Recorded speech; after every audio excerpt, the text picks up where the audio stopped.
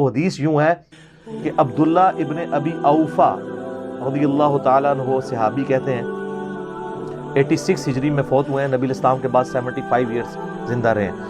ان سے کسی نے آ کے پوچھا کہ کیا آپ نے اللہ کے نبی کے بیٹے کی زیارت کی ہوئی ہے؟ انہوں نے کہا ہاں، میں نے نبی الاسلام کے بیٹے ابراہیم کو دیکھا ہے جو بڑی چھوٹی عمر میں فوت ہو گیا تھا، اور اگر وہ زندہ رہتا تو وہ پیغمبر ہوتا۔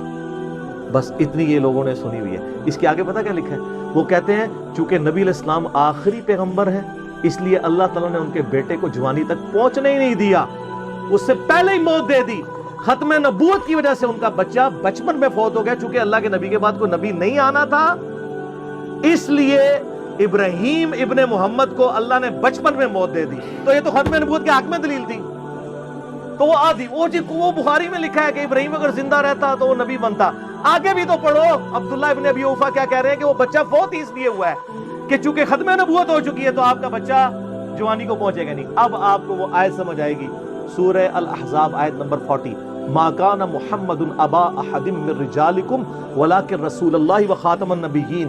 محمد تم مردوں میں کسی کے باپ نہیں ہے، ان کا کوئی بچہ مرد نہیں بنے گا، کیونکہ مرد بنتا پیغمبر بھی ہوتا، پروٹوکول دیتا نا اللہ۔ اگر ابراہیم کا بچہ پیغمبر ہے تو محمد رسول اللہ کا بچہ پیغمبر کیوں نہ ہوتا؟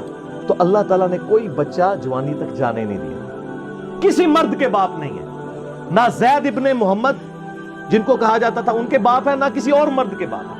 وَلَٰكِن رسول اللہ وخاتم النبیین، وہ تو اللہ کے رسول ہیں اور نبوت کی مہر ہے، اور مہر ڈاکومنٹ کے اینڈ پہ لگائی جاتی ہے، اس کے بعد سیل آف دا پروفٹ بھی ہے اور سٹیمپ آف دا پروفٹ بھی ہے۔